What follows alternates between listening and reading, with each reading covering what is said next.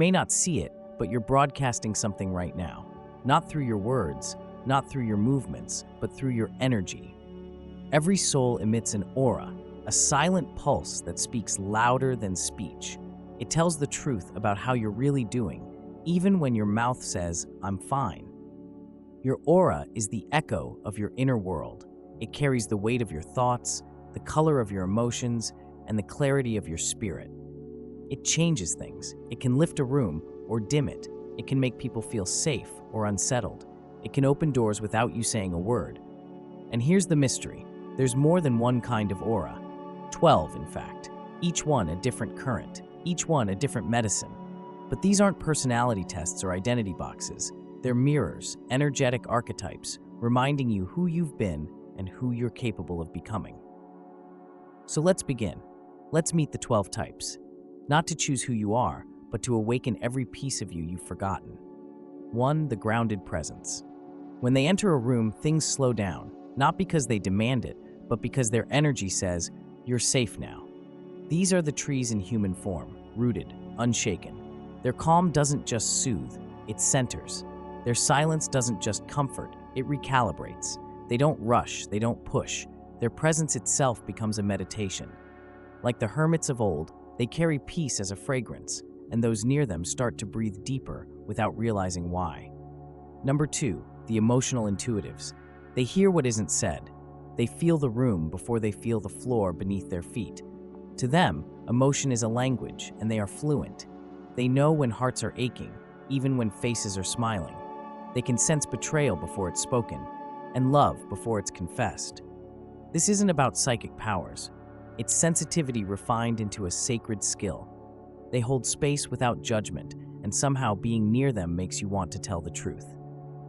Number 3, the nature-tuned souls. They don't just love nature, they are nature. The moon phases echo in their moods. The shift in wind tells them something is coming.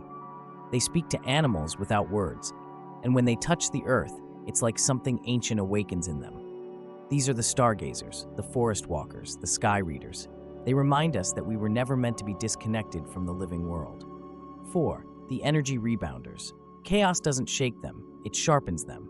They rise fast, fall hard, and bounce higher. These souls are storm dancers. They thrive in intensity, not because they crave drama, but because they know how to reset, to return, to rise. They don't hold grudges, they release. They don't wallow, they alchemize.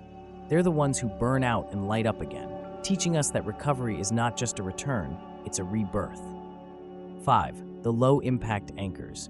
They're the ones you almost overlook until you realize how safe you feel around them. They don't demand space, they offer it.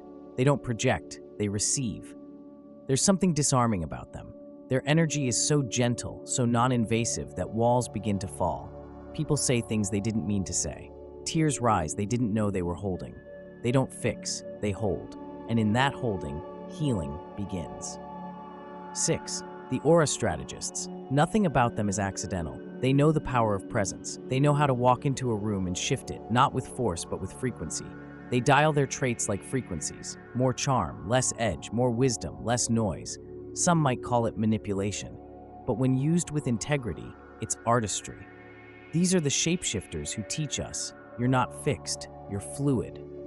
You get to choose what you broadcast. 7. The Flow Directors.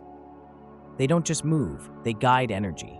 In their hands, movement becomes medicine. In their voice, intention becomes vibration.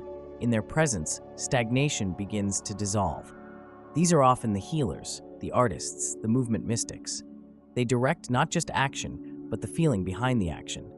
To be near them is to feel unblocked, unclogged, like something in you remembered how to move again. They don't chase healing, they channel it. 8. The mental transmitters. They don't talk much, but somehow the whole room starts thinking their thoughts. Ideas ripple out from them like signals from a radio tower. They set the mental tone without trying. It's not just intelligence, it's energetic clarity. They're the quiet leaders, the conceptual lighthouses. And often, they're misunderstood because they're not trying to be heard, they're trying to seed change. They remind us that thoughts aren't private, they shape worlds. 9. The Energy Harmonizers. Ever meet someone who just feels good to be around? That's them. They don't steal the spotlight. They don't shrink either. They engage in a rhythm that uplifts both people equally. They sense imbalance, and they bring symmetry. They hold high standards for reciprocity, not out of ego, but out of respect. They remind us real connection doesn't drain, it revives. 10. The equilibrium keepers. They don't explode, they don't collapse, they process, they feel, but they don't spill. These are the steady ones, the ones you call during a crisis, not because they have answers, but because they're unshaken in the storm. They feel life fully, but never cling. They're not cold, they're clear. In a world of reactivity, they are grounded responsiveness. They teach us that spiritual strength is not loud, it's balanced. 11. The Light Radiators. They don't try to inspire, they are inspiration. There's something so aligned, so coherent about their energy that just being near them shifts you. They don't posture, they don't push, they simply embody truth. And in their presence, you remember who you are. These are the lighthouses, not telling you where to go, but reminding you that light exists. Their alignment is contagious. And their gift is simple, they radiate. 12. The Disruptive Catalysts. They shake things up. They make people uncomfortable. They don't mean to. It's just what happens when truth walks into a room. They bring fire. Not to burn you, but to melt what's no longer real. They disturb patterns, trigger growth, break illusions. You might resist them, but later you'll realize they were the beginning of your next evolution. Each of these types is not a box to live in, but a door you walk through. You might start in one, but with awareness, you can awaken all. Because the true path is not to become an aura, but to master your field. As Dr. Joe Dispenza says, change your energy and you change your life. So who are you when no one is looking? What do you radiate when you're silent?